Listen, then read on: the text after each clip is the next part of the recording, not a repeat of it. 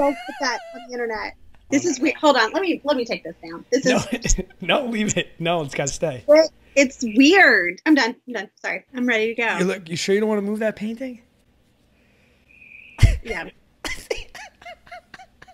It's weird too. It's like, look, we're kissing.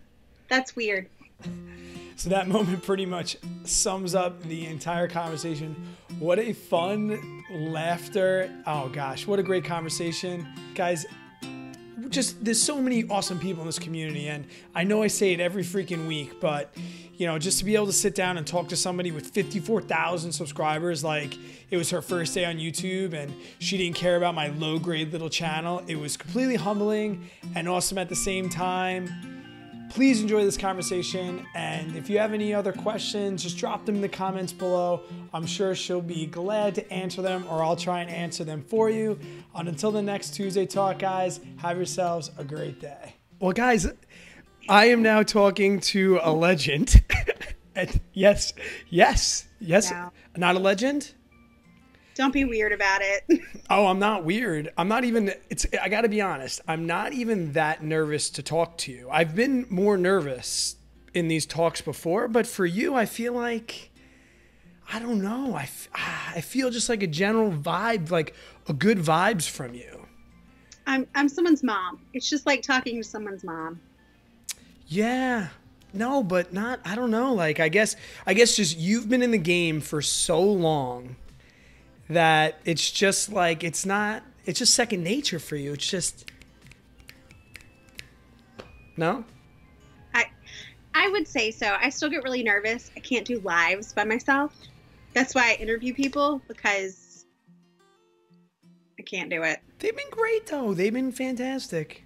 Thanks. Also, don't go to things because I might see people in person and I'm weird in person. Oh, I'm going to get to that. I'm going to get to awkwardness.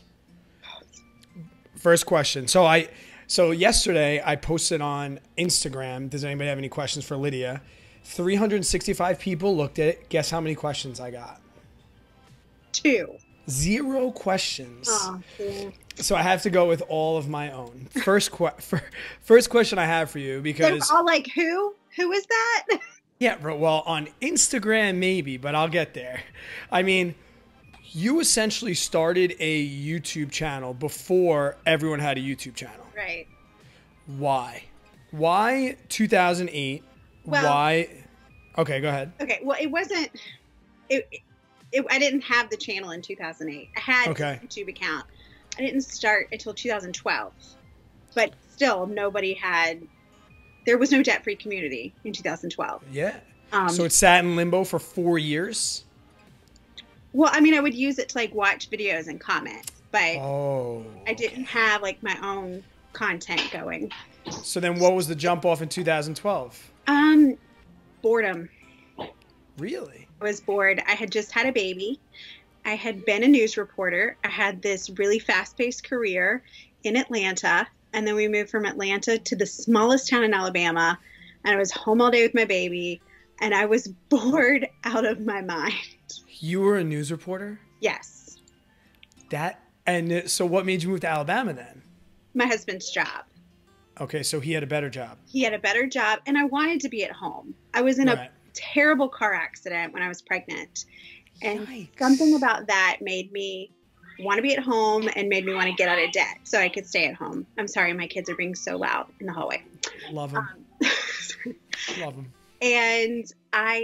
But as much as I loved being at home, I missed collaborations. I missed creating content. I missed having an outlet for my brain. And so I just decided one day I'm going to set up my camera and put my baby in his high chair, and we're going to cook and talk to this camera.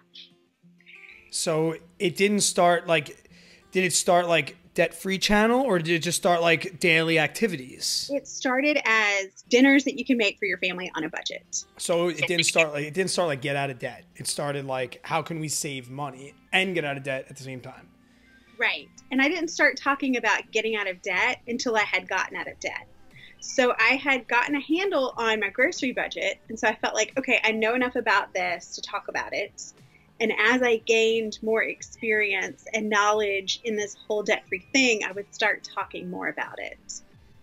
So, okay. So that's kind of a different like directive than we are all following now. A lot of people now are like, I'm starting here. I want to get out of debt. Where you were like, I don't know shit about getting out of debt. So I'm going to work on that, learn, and then speak about it later.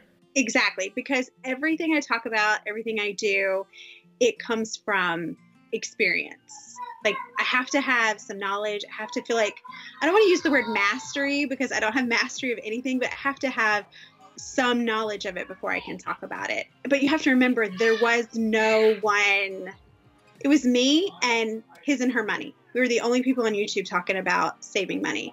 Okay. And there weren't people in debt talking about getting out of debt. It's like incredible that, you know, you thought that that could even be like a niche on YouTube even to begin with. Because if I hadn't gone on YouTube and like saw the debt-free community kicking ass and taking names, I never would have thought to like maybe document my progress. You just were like, I'm going for it. I'm in. Well, I knew, okay, so let's back up for a second. When I started making YouTube videos a little bit more seriously on a schedule, there was an explosion of mom content. Like there were moms talking about making baby food, and there were moms talking about how to pack to take your baby on vacation. And I wanted to see a mom talking about how to save money on groceries, how to earn money from home, and how to get out of debt. I was like, well, there's no one talking about that, so I guess I'm going to talk about it. Yeah, you literally found a problem and fixed it. Isn't like that's the best story that you can tell, right? The conflict, and then you overcame that conflict. So like when you came back to it in 2012 and started creating your own content, did you kind of like grow organically? Did you have like, because I look back, I always stalk people's like videos and stuff. And one of the things I'm really interested in is like your top videos. And for someone that's been around for you, I couldn't even imagine what I would have seen. But literally your top 5 videos, I don't know if you know what they are, but they're like literally 5 different, completely different subject matters. They are. And like that's like something like I admire. Like, I mean, you can go somewhere and find somebody, but I mean, by doing that, you've created yourself in a niche of like a bunch of different topics all together, which I think has got to be part of the reason why you're so successful. But was it a steady like that steady YouTube growth, or did you have like a moment or a month or a couple months where you just, I mean, 54,000 plus subscribers, you're doing something right. And I don't think it's just longevity. Maybe not. I feel like it's taken me a really long time to get to 54,000. And to me, 54,000 feels like good. Like I feel good. I feel good here. But of course, there are obviously channels that are far bigger. They're putting out beautiful videos. It was a slow start, but my intention was never to have a huge channel. My intention was to find that really discouraged mom who wants to be at home with her kids and can't make her budget work, to speak to her and to encourage her. That was my goal from the get-go. That's awesome.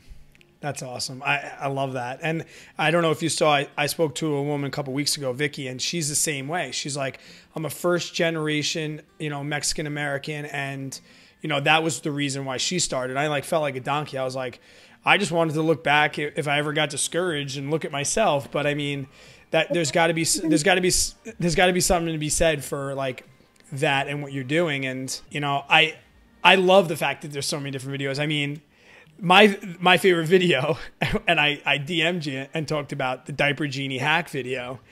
And because I have a Diaper Genie, my daughter's 10 months old, and the only other hack I need for the Diaper Genie is I need to like drill a hole into the ground so it lasts more than like 2 days before I have to empty the freaking bag, because I feel like she fills that thing so fast. But I've been waiting to ask you this. You disabled comments for that video.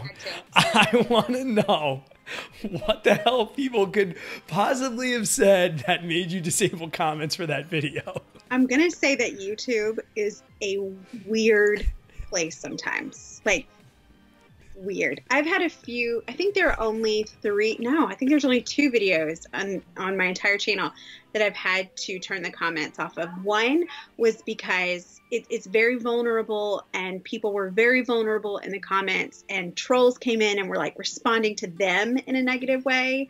Mm-hmm. And I'm not going to let people be ugly to my people. That's how I feel too. But the diaper genie was, I don't know if it got shared on some weird subreddit somewhere, but the comments were just weird. And it was like, I couldn't tell if they were dirty or I don't know, but it just was like, you know what? I can't handle that.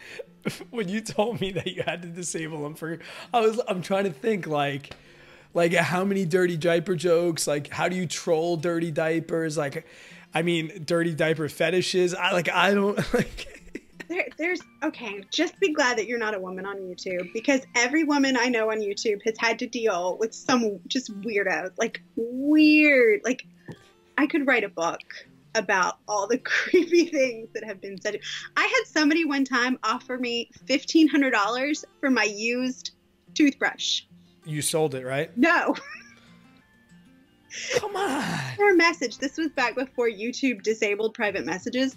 In their message, they said, "I promise I'm not a weirdo. I'm a dentist."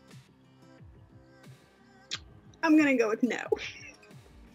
And you didn't sell it? No. Why not? I showed him my husband the message, and my husband jokes with me all the time. And he was like, "See if you can get $3,000 for it." Yeah. I can't part with this for anything less than $1,700. I'm sorry. It's just really important. No, there are weirdos. There are a lot of weirdos on YouTube. Okay. All right. And yes, there are. There's weirdos everywhere, which kind of like leads me to my next question. So I got to speak to Allison from Baby Seven of Freedom, and she's like the reverse of you, where she has a bazillion Instagram people and she's new to YouTube. You're kind of the opposite. You have, as far as I'm concerned, a bazillion YouTube subscribers and still, in relative speaking, smaller on Instagram. Is the Instagram platform new to you? Is it just something you don't use as much? Or, because I mean, your Instagram lives are freaking hilarious. And, you know, I love to get my daily fix, but is there a reason why one's 50 and one's 10K, or is it just time frame? I'm not even at 10K on Instagram. Yes, you are. No, I'm not. I'm right below 10,000. I'm gonna find out. We're getting a lot. Oh, you're right there. 9,889. Not after this video. Oh, thanks. I'm gonna get you that bump of. You're gonna get one subscriber from this video. Like one of my random students will subscribe to you, and then oh man, you are pretty close to 10K. So what is? And I can't get there. I think it's because I don't share. Well, no, I'm on Instagram all the time. It's personally my favorite, but I think I don't share a ton of personal finance stuff on there. I don't, and I don't share real numbers. If you look at some of the big Instagram debt-free community people, they share a lot of real numbers, and mine are boring. Like, I didn't spend any money this month, and you know what I'm saying? Like, you don't have you don't have that wow Instagram factor. Is that what you're saying? No, I don't. I'm very boring. No, you're not. You're not boring. I am, and I'm just weird. Like, I'm just too weird on Instagram. Instagram is like different like that. I'm almost glad on YouTube, like you kind of have to go through the editing process and the upload process, because sometimes it's just so easy to just click a button and just like record a video and it's live immediately. Yeah, I know. I've had to delete lots of stuff too. It happens to the best of us. Why have you never been to FinCon? Timing has never worked out. I've either been pregnant, have just had a baby, or we've had to deal with other family situations. And so I just can never seem to make it work. And then I always get mad. Like when I see people there and they're all hanging out together, I feel personally offended. Like, if I'm not there, why are y'all hanging out? Like, who cares? You're there or not? Like, well, I mean, and I can't even imagine that, because I'm a noob to this. So when I literally found out it was going on while it was going on, and then I was like, WTF, why do I not know about this? Like, slap in the face. But then when I heard you say that you'd never been either, I'm like, shit, you've been around for years and you haven't gone. The FOMO for you must be incredible. I had planned on going this year. I had things kind of laid out. I even had some meetings that I was going to participate in.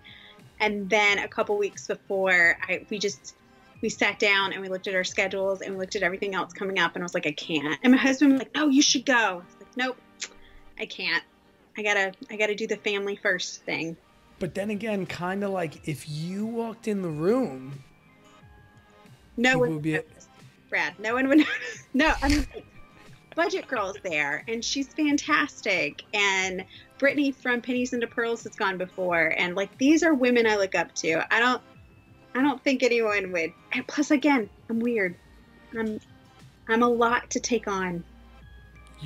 That's me and you at a party. We might be too much. I'm afraid to go because I'm afraid to have too much fun. Everyone's like, we're so tired. We were up all night. I'm like, that's my bag, baby. Like up all night. Let's go. But I don't know if it's like the same up all night. No, I'd have I don't knit, but I'm like the old lady with her knitting. Like I'd be back in my room with my comfy pants on watching Hallmark. Drinking wine cooler. I'm lame.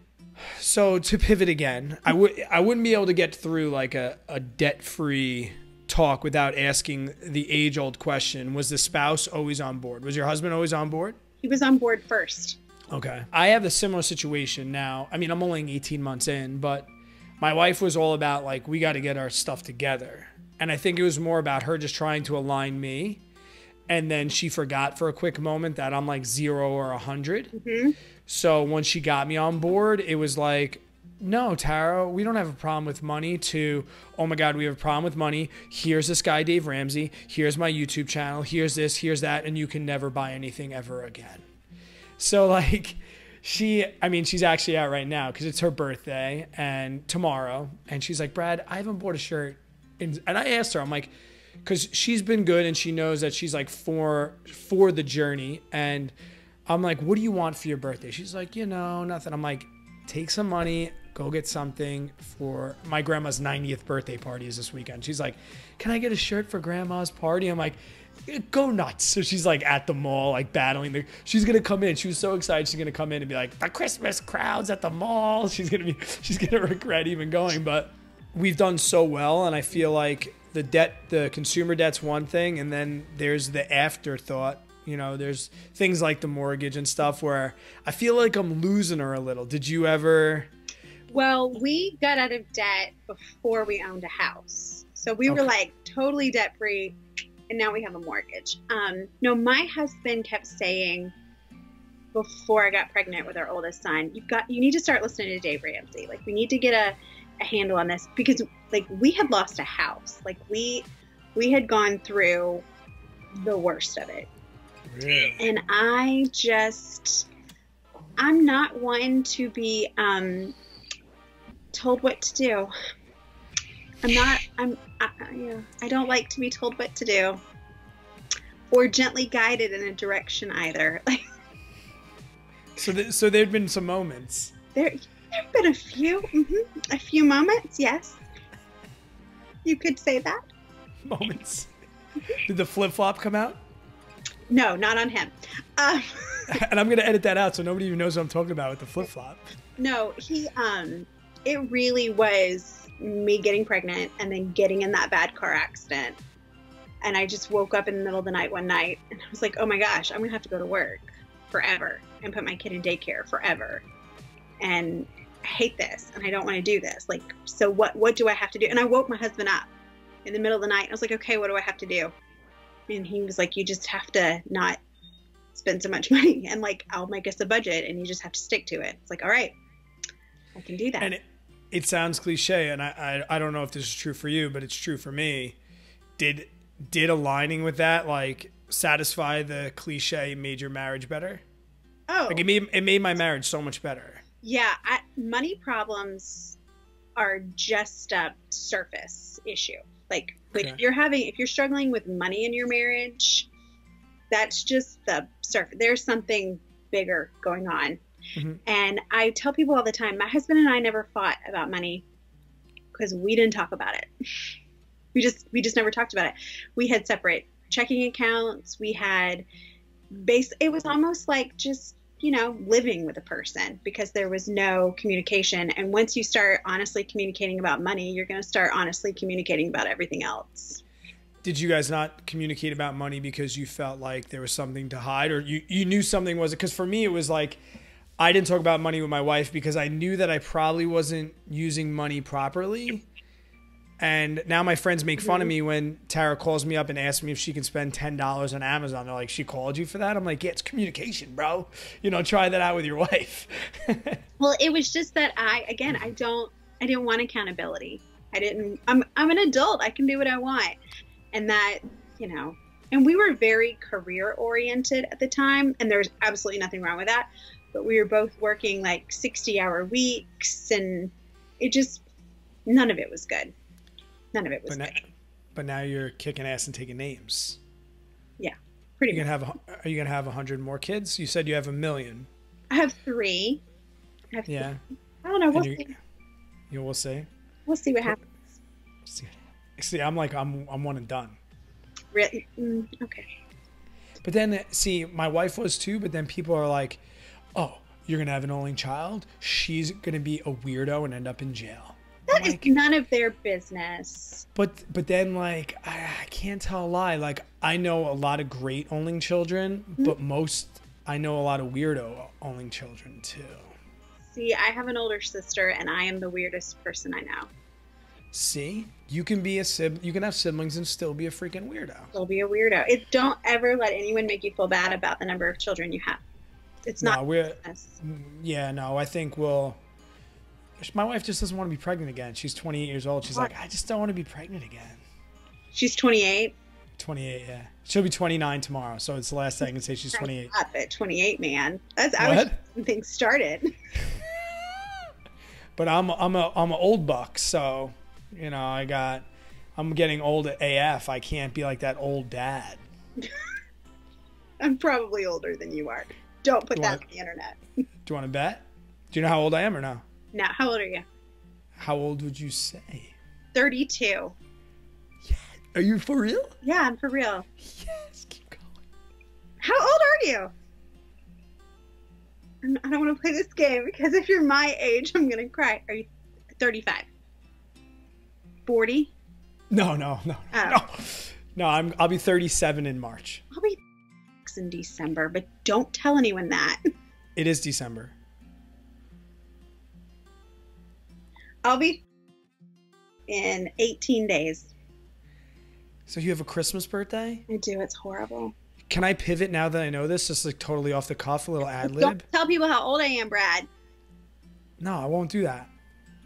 Okay. Not that it should matter, but unfortunately. I have to ad lib real quick because my daughter was born in the winter. She's born January 30th.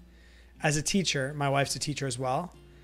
I want to lie to her and tell her that her birthday is 6 months later in the summertime.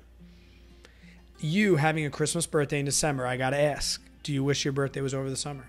I don't know. I wouldn't say, I don't really have a preference as to when it is, but it always got forgotten. Like 1 year, even my own mother forgot my birthday. How close is the Christmas? I can't do the math. December 28th. That's my brother Dominic's birthday. He passed away. Oh, Brad. We are See, I told you, we are wonder people. He would have been, now he's older than me, so he would have been 38. He died when he was 21, though. Oh, no, that's so sad. It was. Sorry. But it made me stronger. Yeah. But now I know your birthday forever. Forever, yes. Like, I'm going to see you at FinCon, and I'm going to be like, oh, my God, 7 months to your birthday. Don't remind me, because we've reached the point where it's no longer fun. Really? When does that happen? I thought 40. Aren't we cool till we're 40? I feel like I'm on a swift train heading in that direction. How old's your husband? He's younger than me.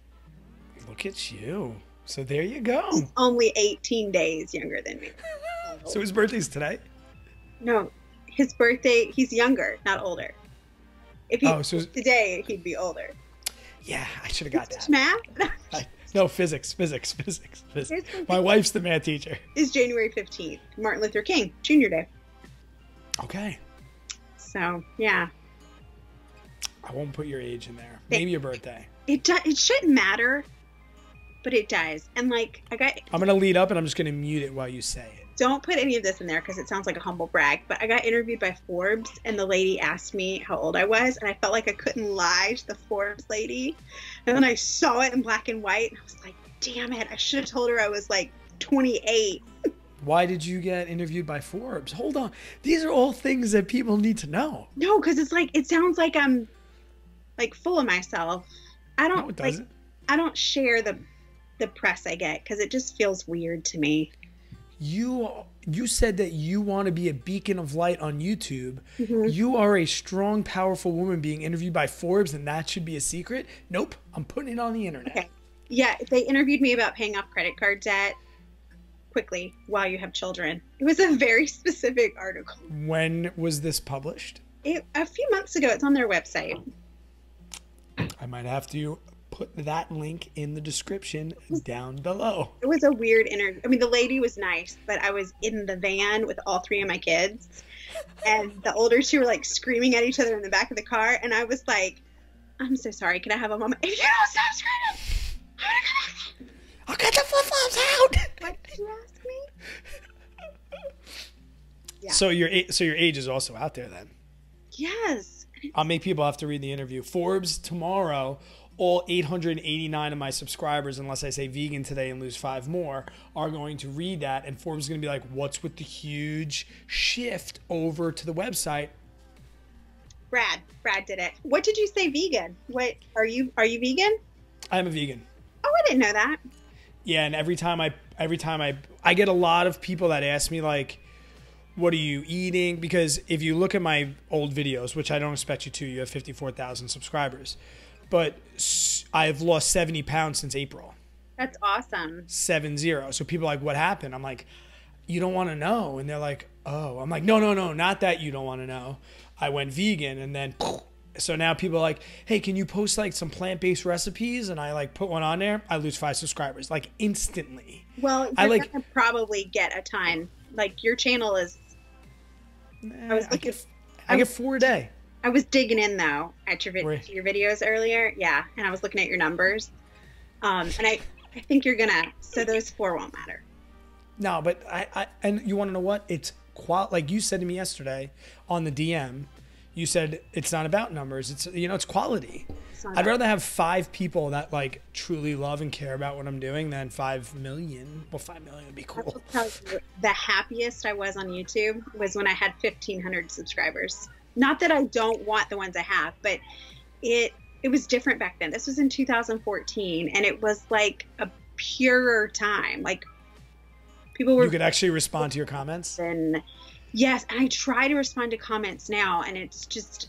I get really overwhelmed, and I'm like you said you're all or nothing. So I'm like, I'm going to respond to everyone's comments, or I'm closing my laptop for the next 6 years. There's no in between.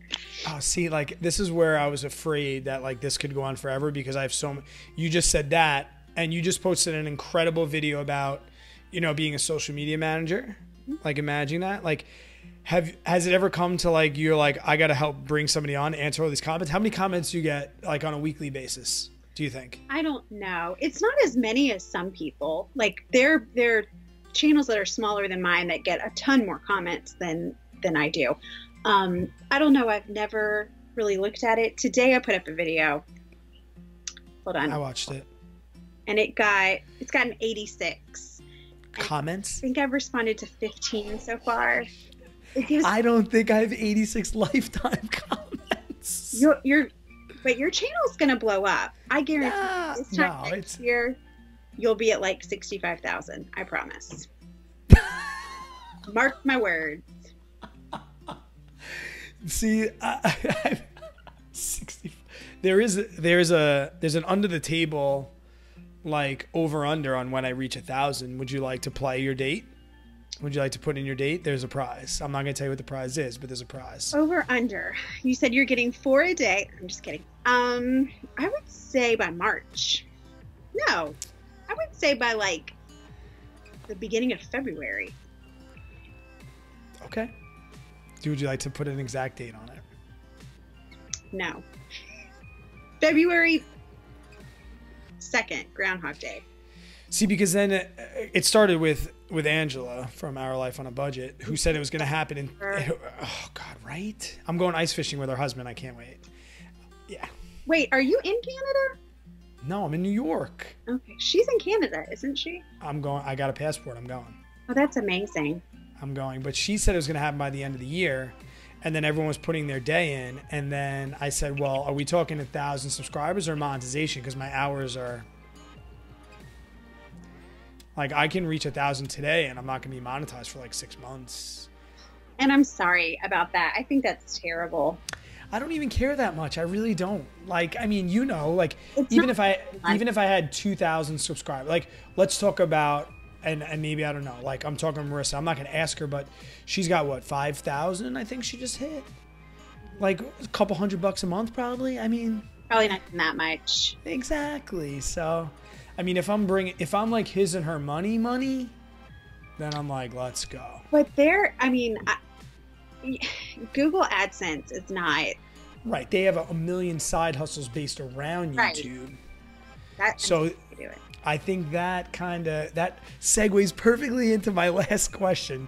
So yesterday when you gave me your email and I said, wow, you're so fancy that you have your own .com, you said it's all part of the plan. What is the plan? I'm writing a book, which I've been very open about in my goals videos. My plan was to to submit that book to an agent by the end of November.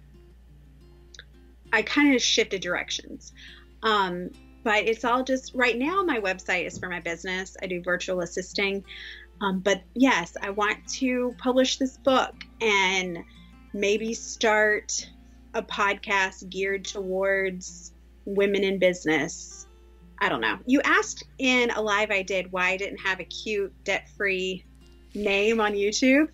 And it's because, well, I'm so passionate about debt freedom and teaching people how to save money.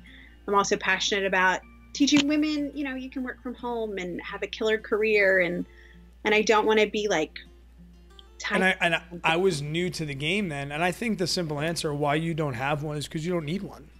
I mean, you've been around since before the trendy names. Your name speaks for itself. Thank you. You don't think it does? I don't know. I kind of regret sometimes putting my first and last name out there. I think it does confuse people, but I like to think of my channel as it's a debt-free lifestyle channel.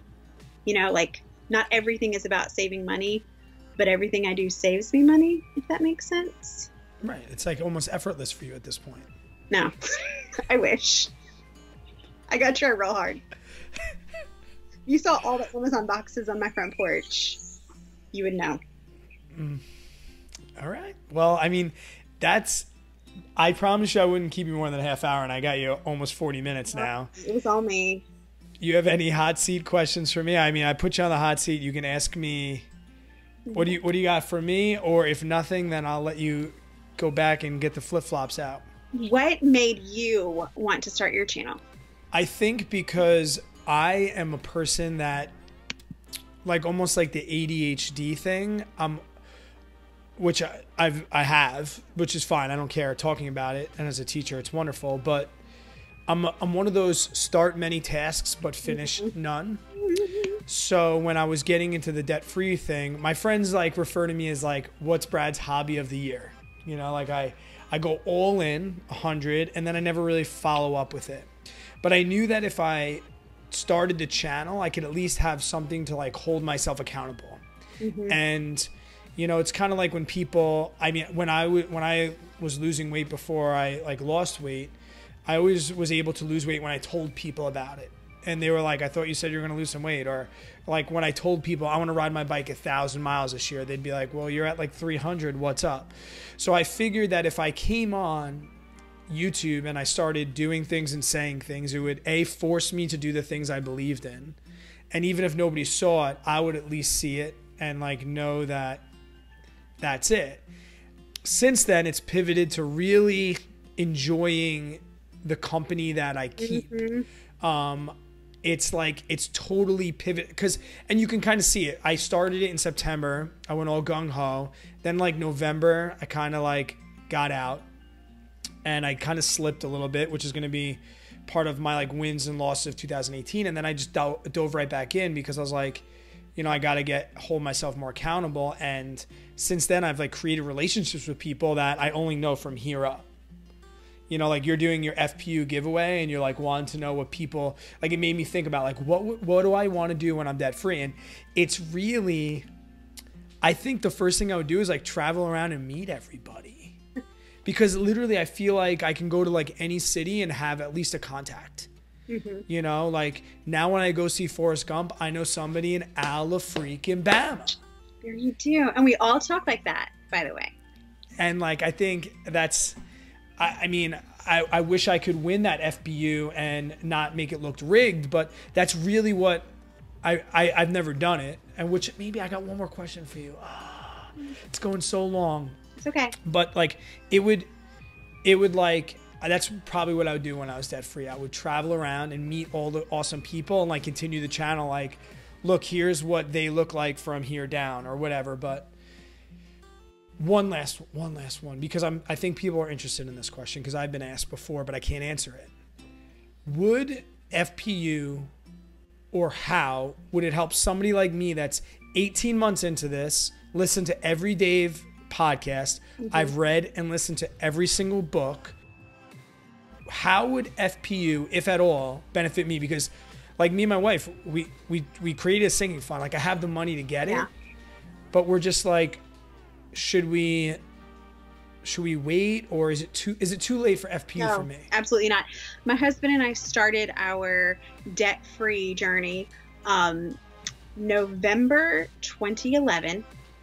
We were out of debt by the end of February 2014, but we started FPU at the beginning of February 2014.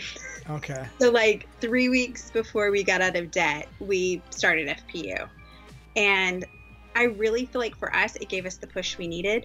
We now lead it at our church, and going through it again as leaders has helped us because there is I want to do that so bad. I want to do it so, especially being a school teacher. I want to do it so bad. I recommend it. I mean, because there's a complacency that sets in once you do become debt free because you don't have that goal of I got to get out of debt.